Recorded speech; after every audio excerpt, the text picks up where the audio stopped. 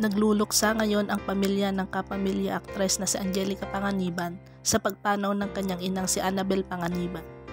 Siya ay 61 years old. Namaalam ang nanay na Angelica nitong nagdaang Martes, August 20 at kinumpirma nga ito ng aktres sa pamamagitan ng social media. Idinaan ni Angge sa kanyang Instagram account ang pagbabahagi sa publiko ng malungkot na balita noong August 21, kalakipang litrato nito. Narito ang nakasulat sa announcement ng kanilang pamilya. February 3, 1963 to August 20, 2024. Wake and memorial service will be held at Eternitas Chapels and Columbarium beside St. Peter Parish, Commonwealth, starting August 22, 2024. Wala namang binanggit sa naturang announcement kung saan ang naging sanhi ng pagkamatay ng nanay na Angelica. Bumuhos naman ang mensahe ng pakikiramay para sa pamilya na Angelica mula sa kanyang supporters at celebrity friends kabilang sina Carla Abellana, Jan Arcela, Angeline Quinto, Neri Miranda, Enchong D, Dominic Roque, Miles Ocampo, Carol Banawa at Connie Reyes. Nakiramay din sina Bea Alonso, Barbie Imperial, Bella Padilla, Kim Chu, Camille Prats, Pauline Luna, JC De Vera, Rocco Nasino, Candy Pangilinan, Julina Magdangal, Jug Sogweta, Regine Angeles at DJ Chacha.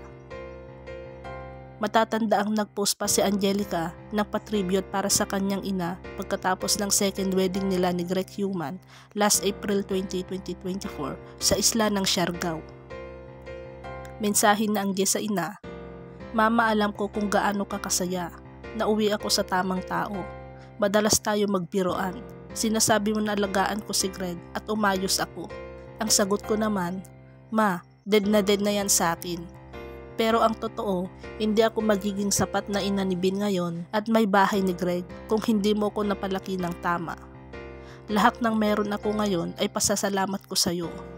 Ikaw ang kayamanan ko na kaya kong ipagmalaki kahit kanino dahil ang lahat ng aral na napulot ko sa iyo ang ipapamana ko sa pamilya ko. Hindi ako perpekto at ideal na anak. Matigas ang ulo ko at madalas nilalabanan ko ang mga gusto kong subukan. Pero hindi mo ko pinigilan o sadyang wala ka na lang nagawa. Salamat at hinayaan mo kong subukin ang lahat para sa ikakatapang ko. Mahal kita, Ma."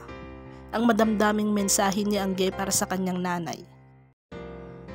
Matatandang inamin noon ni Angge ang pagiging adopted daughter niya taong 2013. Pumanaw din ang kanyang ina na nag-ampon sa kanya na nagngangalang Melanie David Panganiban.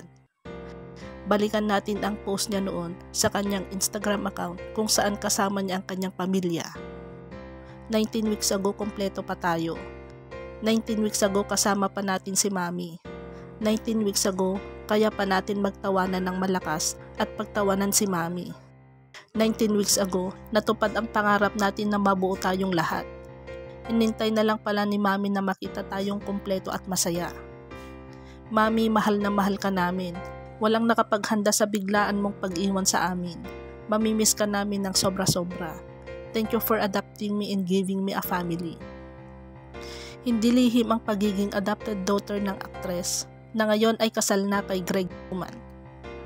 Inamin niya ito noon. Maalala ring naikwento niya noon na finally ay nakilala na niya ang kanyang tunay na ama nang makita sila sa Amerika taong 2013.